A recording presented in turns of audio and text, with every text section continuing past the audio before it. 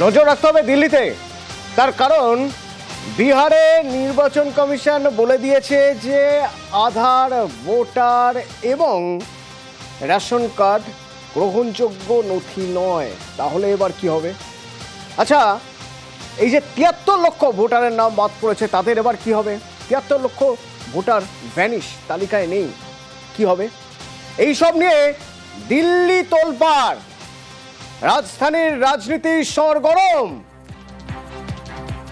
দিল্লিতে সংসদ চলছে, সে সংসদের বাদল অধিবেশন চলছে, আর সেখানে বারবার হই হট্টগোল বিরোধীরা বারবার করে আলোচনা চেয়েছে, কিন্তু সে আলোচনার দাবি খারিজ হয়ে গেছে, দুই কক্ষ মুলতবি হয়ে গেছে।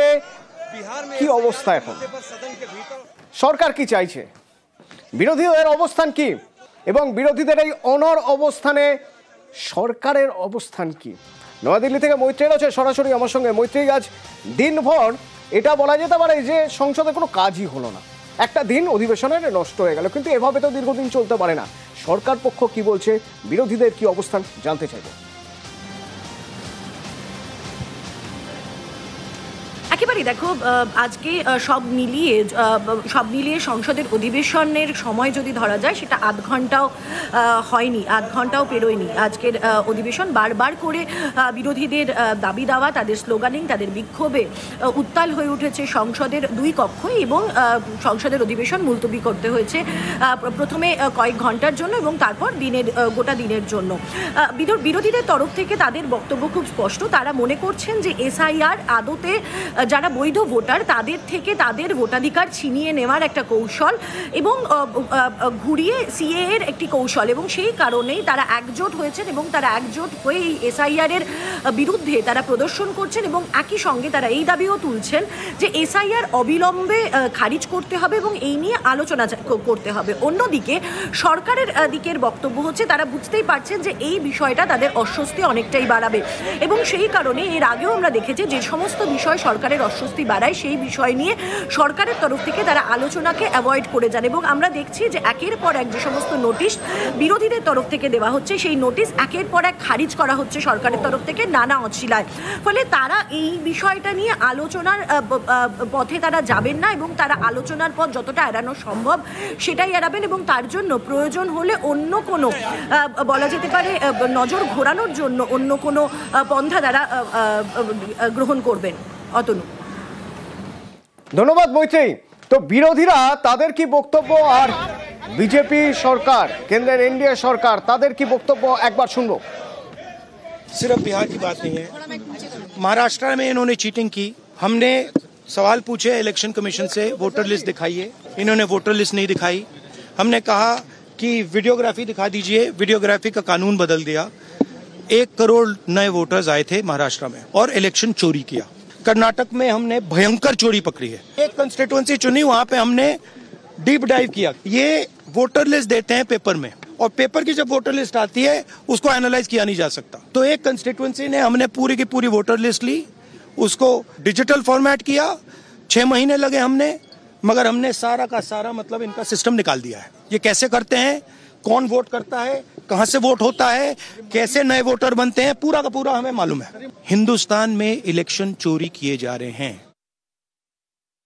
বাঙালিদের উপর অত্যাচার হচ্ছে, বাংলা ভাষার উপরে আক্রমণ হচ্ছে, এ আমরা মানব না। এই কেন্দ্রীয় সরকার বিজেপি যেখানে পাচ্ছে বাঙালিদের ধরে তাদেরকে অ্যারেস্ট করে দিচ্ছে, বাংলা ভাষার উপর আক্রমণ করছে। গুয়াহাটি থেকে পশ্চিমবাংলার মানুষ যে এখানে রয়েছে তাকে নোটিশ দিয়ে দিচ্ছে, উড়িষ্যা থেকে নোটিশ দিয়ে দিচ্ছে। এ অমিত শাহ কি ভাবছে কি বাঙালিদের ভয় দেখানো যায়? বাঙালিকে জানে না। বাঙালি কিন্তু স্বাধীনতা আন্দোলনের প্রথম 1 নম্বর জায়গায় স্বাধীনতা আন্দোলন রয়েছে। গুজুরা ছিল না ওখানে, একটাও গুজু ছিল না। গুজুগুলো সব ইয়ের সঙ্গে হাতে হাত মিলিয়েছিল, নাথুরাম গডসের সঙ্গে হাত মিলিয়েছিল। এরা কি করে বুঝবে বাঙালি সবচেয়ে আগে আছে, বাঙালি সবচেয়ে আগে থাকবে। যতটা লড়াই করে ততটা লড়ে নেবো আমরা, মমতা বন্দ্যোপাধ্যায়ের নেতৃত্বে লড়ে নেবো, ছাড়বো না একটাও গুজুকে আমরা। গুজু যদি ভেবে থাকে যে সব ভয় দেখিয়ে করবো, বিজেপি যদি ভেবে থাকে তাহলে হবে না। গুজু চলে যাবে, বাঙালি থাকবে। चुनाव आयोग पे समय समय पर उंगली उठी है, और उत्तर प्रदेश के चुनाव को लेकर के मैंने कई बार आपसे बोला है कि उपचुनाव देख लीजिए कि किस तरह बेईमानी की। इलेक्शन कमीशन की जिम्मेदारी ये बनती है कि ज्यादा वोट डालने आए लोग, किसी का वोट बनना ना छूटे, लेकिन इधर दूसरी एक्सरसाइज कर रहे हैं कि वोट कैसे काटे जाए। कोई राजनीतिक दल मकर द्वार पर धरना प्रदर्शन नहीं करेगा, लेकिन जिस ढंग से ये कर रहे हैं ये दादागिरी है। दादागिरी के सिवा और कुछ नहीं है। जहां तक SIR का है, बिहार में भी कल गुंडागर्दी हुआ विधानसभा के अंदर, यहाँ भी ये अराजकता फैला रहे हैं। सारे चीज जब सामने में है, मृतक के बदले कोई मृतक तो अब वोट डालने आएंगे नहीं, तो उसमें क्या आपत्ति है? क्या जो बाहर शिफ्ट हो गए हैं उनमें क्या आपत्ति है? क्या जो भारत के नागरिक नहीं हैं उनको वोट डालने दिया जाए? ये जानबूझ करके भ्रम और अराजकता फैलाने की कोशिश विपक्ष कर रहा है। ये देश का दुर्भाग्य है। বিহারের ভোটার তালিকা নিয়ে যখন দিল্লি তোলপাড় হতে পারে, তাহলে একবার ভাবুন বিহারের বিধানসভার কি ছবি হতে পারে। পাটনার ছবি একবার দেখাই আপনাদের, গতকালের পর আজকের ছবি দেখুন। ধাক্কা ধাক্কি, বচসা, এমনকি গালিগালাজেরও অভিযোগ। দফায় দফায় আরজেডি বিধায়কদের সঙ্গে রক্ষীদের হাতাহাতি, এবং তারপর বিধানসভার বাইরে প্ল্যাকার্ড নিয়ে বসে পড়লেন বিধায়করা।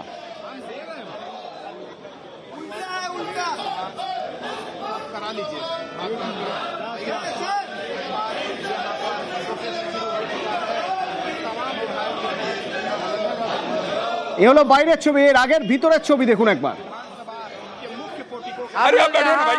चर्चा कर रहे 14 करोड़ बिहारी का वोटर लिस्ट से नाम ना बैठिए ना। अरे निर्णय हम करेंगे, आप करिएगा। না কেউ কোনো কথা শুনতে চেয়েছেন, না কেউ কিছু কাউকে বলতে দিয়েছেন। आप हंगामा करना चाहते हैं मुख्यमंत्री को कहे, मैं कर रहा हूँ, बैठिए आप पहले बैठिए, सदन मैं चलाऊंगा, आप नहीं बैठिए। माननीय नेता विरोधी दल, मैंने पहले भी कहा आपको कि सदन में पहली बार शांत रही। अरे शांत रहो ना भाई, अब सदन की कार्रवाई स्थगित की जाती है 2 बजे तक। এরপর বেরিয়ে এসে তেজস্বী যাদব কি বললেন যেমন শোনাবো, পাশাপাশি শোনাবো নীতিশ কুমার কি বললেন। मुख्य पोटिको का है, तस्वीरों में भी आप साफ तौर पर देख सकते हैं किस तरह से जो विपक्ष के वोट हमारा। जब उम्र तुम्हारा कम था, तुम्हारे पिताजी 7 साल मंत्री थे और उसके बाद तुम्हारी माता 7 मंत्री रही, आज तुम मुख्यमंत्री रहे। और उसके बाद क्या उस समय की स्थिति है, पहले क्या था? अब हम लोग जो साथ में रहे शुरू से, अब उन्हीं के साथ सब दिन रहेंगे। आप बताइए, तो जब भी इन लोगों का कोई काम आता है, आई बोलते हैं तो इन लोगों के हित में हम काम करते हैं। अरे पहले का बजट आपका क्या था और कितना ज्यादा हम लोगों ने सबके लिए किया है, और केंद्र सरकार ने भी काफी मदद कर रही है। हम लोग चारों तरफ घूम करके देखे हैं और जहां कोई कमी थी उसको भी कर दिया। पहले कोई महिला को कुछ दिया था, अरे हम ही ने 50% किया। अरे इसकी माता थी तो उसी पर न बोल रहे हो।